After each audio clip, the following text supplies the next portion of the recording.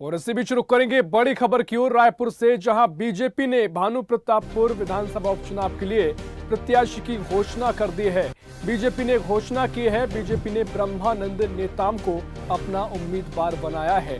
BJP ने 5 नामों का पैनल शीर्ष नेतृत्व के पास भेजा था, उसके बाद ब्रह्मानंद नेताम के नाम पर अंतिम मोहर लगी है। तो बड़ी खबर आपको रायपुर से बता रहे हैं। बता दें कि आदिवासी संगठनों में इनकी अच्छी पैठ मानी जाती है और इसी को लेकर ब्रह्मानंद नेताम का नाम बीजेपी ने फाइनल किया है। रायपुर से आपको ये बड़ी खबर बता रहे हैं, जहां बीजेपी ने भानु प्रतापपुर उपचुनाव के लिए अपने उम्मीदवार की घोषणा कर दी है। और इसी खबर पर ज्यादा जानकारी के लिए रायपुर से संवाददाता शशिकांत साहू हमारे साथ जुड़ गए हैं। शशिकांत, उपचुनाव नजदीक है और ऐसे में जो प्रत्याशियों के नाम को लेकर चर्चाएं की जा रही थी, बीजेपी ने अपना प्रत्याशी तय कर लिया है, ब्रह्मानंद नेताम को अपना प्रत्याशी बनाया है। शशिकांत, बिल्कुल, देखिए भानु प्रताप में उपचुनाव होने, उपचुनाव को लेकर जो है प्रत्याशियों का चयन का दौर जो है जारी है। बीजेपी ने अपनी प्रत्याशी का नाम का चयन कर लिया है। बीजेपी ने ब्रह्मानंद नेताम को जो है उम्मीदवार बनाया है। बता दें कि ब्रह्मानंद नेताम जो है एक बार जो है मनोज मंडावी को हरा चुके हैं और विधायक बन चुके हैं। बीजेपी ने 5 नामों का पैनल जो है शीर्ष नेतृत्व के पास भेजा, जिसमें जो है अंतिम मोहर ब्रह्मानंद नेताम के नाम पर लगाया है। ब्रह्मानंद नेताम जो है 2008 में भी विधायक रह चुके हैं, मनोज मंडावी को भी हरा चुके हैं। आदिवासी संगठनों में इनकी पैठ अच्छी मानी जा रही है, जिसके चलते जो है बीजेपी को फायदा मिलेगा। इस बार आदिवासी आरक्षण का मुद्दा भी प्रदेश में गरमाया हुआ है, क्योंकि जो है जिस तरह से आदिवासी आरक्षण 32% से घटाकर 20% कर दिया गया है, तो आरक्षण का मुद्दा भी इन दिनों प्रदेश में जोरदार गरमाया हुआ है। ऐसे में आदिवासी पैठ इनकी अच्छी मानी जा रही, तो बीजेपी के लिए यह जो है बोनस पॉइंट हो सकता है। वही जो है कांग्रेस के भी आज या कल में उम्मीदवार का चयन किया जा सकता है।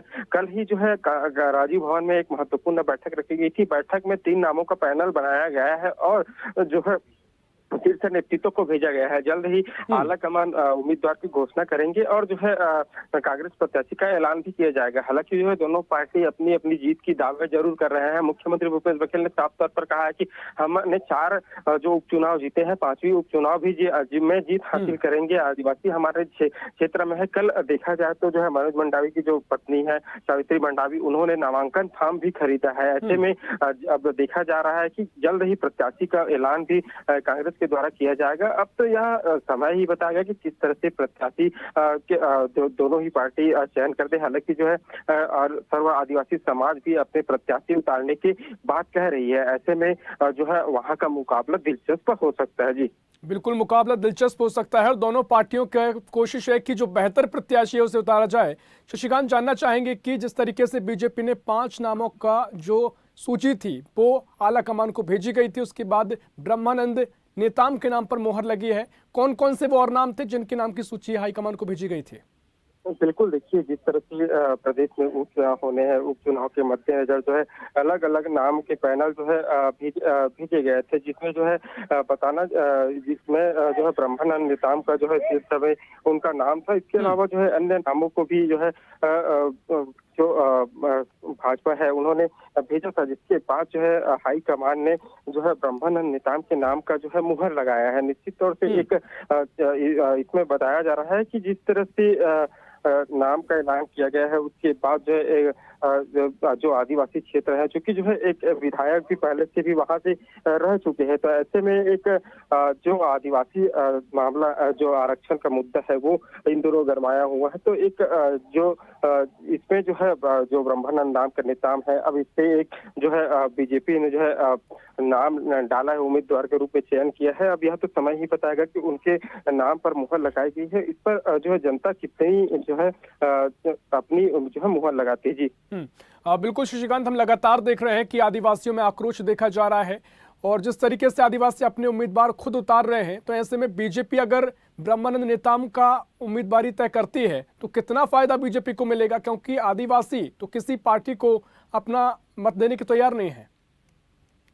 बिल्कुल देखिए, जिस तरह से आदिवासी मुद्दा प्रदेश में गरमाया हुआ है, ब्रह्मानंद नेताम को बीजेपी ने एक बड़े जो है उम्मीदवार के तौर पर जो है मैदान पे उतारा है। आदिवासियों का बहुल इलाका क्षेत्र को माना जाता है। ऐसे में आदिवासी मुद्दा एक बड़ा मुद्दा उपचुनाव के लिए हो सकते हैं। ऐसे में ब्रह्मानंद नेताम को जिम्मेदारी दी गई है, उन्हें उपचुनाव के लिए मैदान पर उतारा है। तो एक बीजेपी तो ये बीजेपी साथ ही जो है कांग्रेस दोनों के लिए साल भर बाद जो है विधानसभा चुनाव होने हैं। तो विधानसभा चुनाव से पहले इसे दोनों ही पार्टी सेमीफाइनल के तौर पर भी मानी जा रही है, क्योंकि जो है चुनाव तो चुनाव होते हैं, उपचुनाव हो या फाइनल चुनाव हो। तो निश्चित तौर से दोनों ही पार्टी के लिए साख का दाव होगा। यहाँ जिस तरह से दोनों ही पार्टी के साख लगेंगे, निश्चित अब देखने वाली बात यहाँ होगी कि जो जनता है वो किसके जो है मुहर लगाती है, किन पार्टी की ओर जाती है। क्योंकि जिस तरह से राज्य सरकार साथ ही जो कांग्रेस के साफ तौर पर करने की सरकार की जो योजनाएं हैं, सरकार की योजनाओं को लेकर वे